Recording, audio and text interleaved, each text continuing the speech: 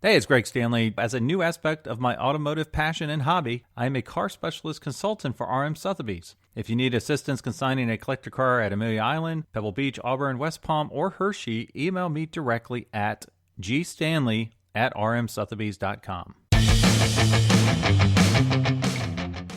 This is the Collector Car Podcast, the home for the auto enthusiast. Join Greg Stanley as he applies over 25 years of insights and analytical experience to the collector car market. He will interview the experts and throw in some fun stuff as well. Well, today, for all of you automotive photographers or wish to be photographers, I have a special guest today. I'd like to welcome Gary Kessler. Gary, how you doing today? Doing well, Greg. Good to talk to you. Yeah, I appreciate you being on today. It's funny, we were out you were taking pictures of some cool cars recently, and it occurred to me, hey, you know what? You're doing a wonderful job. You do it as a profession. I bet there's some tips you could give the average auto enthusiast that they could take slightly better pictures of their favorite car to post on, Instagram or Facebook or one of their favorite social media channels. So I appreciate you joining us today. It's my pleasure to be here, and I got a few tips. So if you're ready, we can jump into it. Okay. Well, before we get to the tips, why don't you tell me a little bit about your car passion?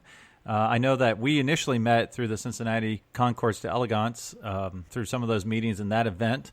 And I know you take a lot of automotive pictures around the Ohio tri-state area. So if you could give us a little bit of information about you and your passion for cars and taking pictures of cool cars. Sure. I got into photography very young because my dad was an amateur, and we were both into cars, so they were natural subjects. I've actually been photographing cars my whole life. But professionally, I got into it really around 1996 when one of my clients started working for O'Gara, Hess, and Eisenhart. And we pretty much went around the world photographing armored Humvees and Suburbans and Toyota Land Cruisers for about 16 years. And after that, I shot all the advertising for the Tide NASCAR racing team for about 10 years. And after that, it just kind of segued into shooting for the Cincinnati Concours d'Elegance. Right now, I'm their lead photographer, and I put together a team of about 6 people, and we do all the still photography and day of show photography and work on a little bit of video for them, not to mention working for several auction companies and, of course, private collectors. Wow, that's really cool. Now, what was one of the biggest hurdles you had to overcome in photographing cars? Because I know everybody thinks it might be easier than it really is. I know that a lot of reflective surfaces, stuff you need to watch out for, like time of day. And, what are some of the obvious stuff that folks forget about when they're taking pictures of their cars? Most important thing anybody can do when photographing a car is put your camera on a tripod if you have one. That just makes everything much easier. After that, the most important thing is do not shoot when the sun is straight up in the sky. So in the summer, best time of day to shoot is from sunrise to about 10:30, and then from 4:30 to sunset. The middle of the day is the absolute worst time of day to do photography. The colors don't show up and the shadows are much too harsh. The other thing I would say is if they have a circular polarizing filter that reduces reflections on the glass and any high gloss surfaces on the car. Also, big tip, if it's overcast, that's a great time to shoot the car. Overcast is much easier than bright sunshine. I would have never thought that overcast would be better than bright sunshine, honestly. Why is that? So when you photograph a car in a studio, you put a big box light over the car, which is a big white reflective surface. When the sun is out, the sky is mostly blue. Of course, there may be some clouds which will reflect in the car, but it's mostly a blue sky. So it makes the car very contrasty. A cloudy, or not real cloudy, but somewhat of an overcast day softens the harshness of the sun and lets you bring out the contours in the metal more than the bright sun. And it also gives you more even light over the entire car from front to back and top to bottom. So I know it depends on the season we're in, but let's just say for the summer, what's the ideal time to photograph a car outside? Well, depending on how many shots you want to get, like for my auction clients, we sometimes have to do 40, as you know, have to do 40 or 50 shots. So I prefer the afternoon because we have better light longer, meaning from, say, 4 to 8, 8:30.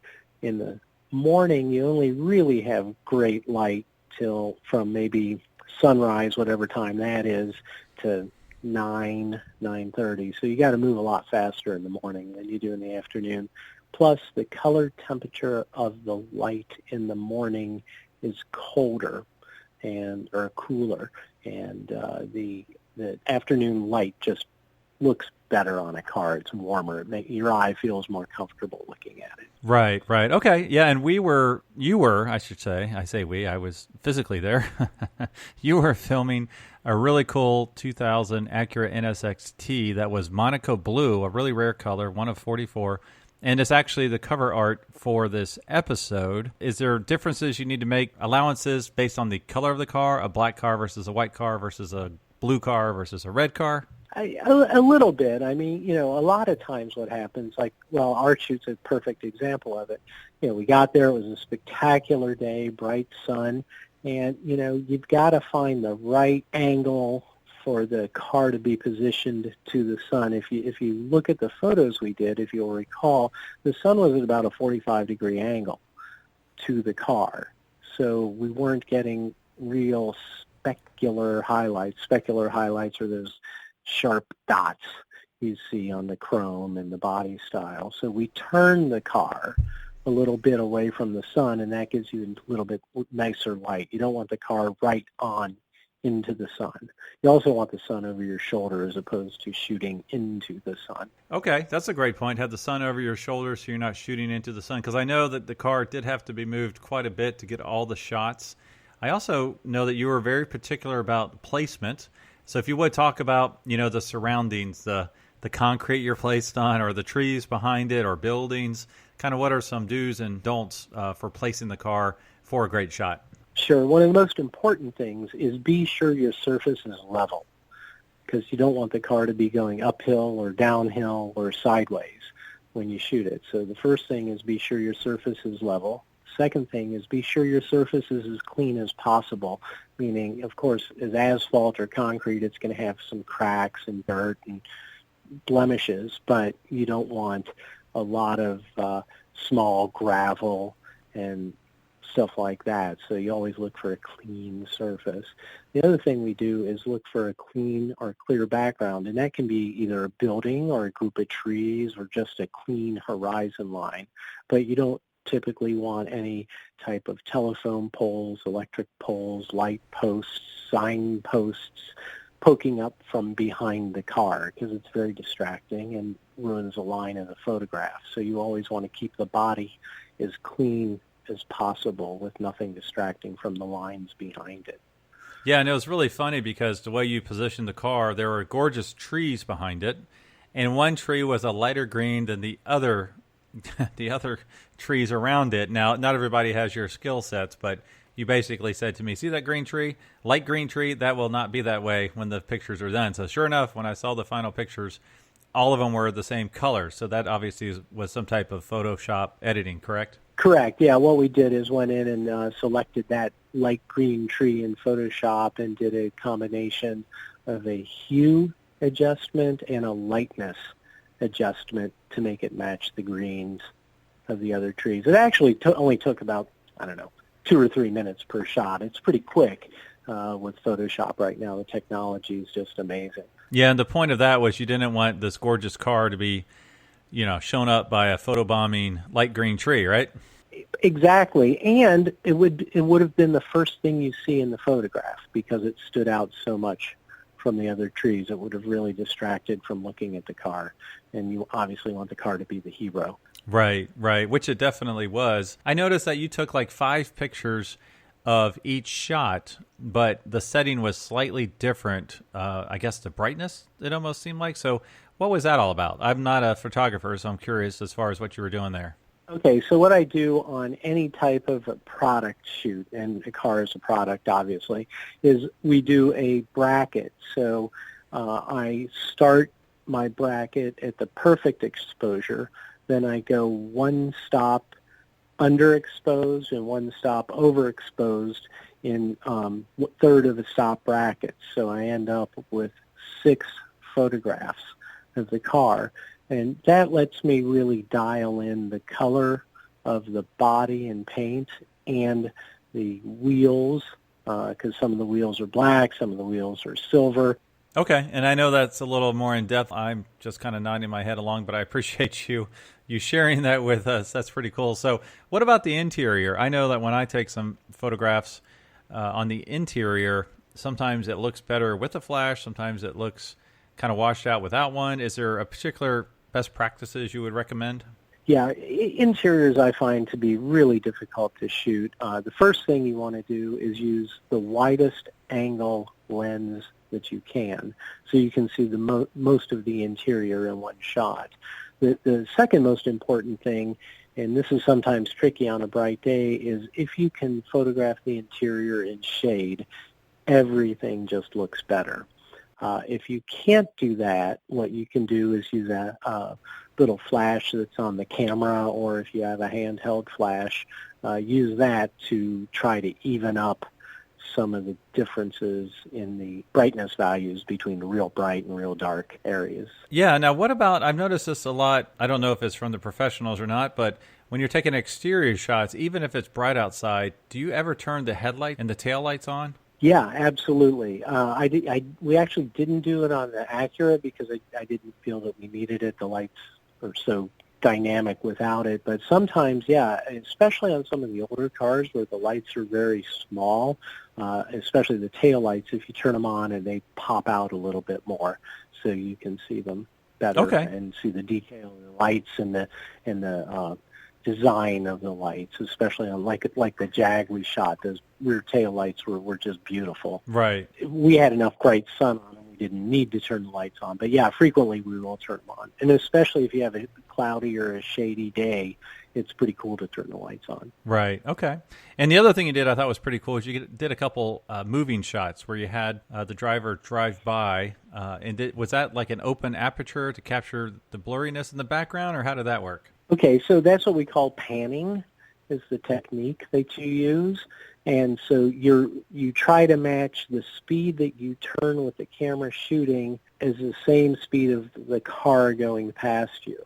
And so you use a very slow shutter speed, like a 50th of a second, and your aperture can be whatever the correct exposure is. That's not really that important. And you try to pan to match the speed of the car. That way the car stays in focus and everything else blurs away. Okay. Yeah, that makes for a very dynamic shot of the car moving, which is really, really cool. So to see the cars we're talking about, just go to RM Sotheby's, and if you see a blue Acura, you know you're looking at the right one. So there's not many of them out there.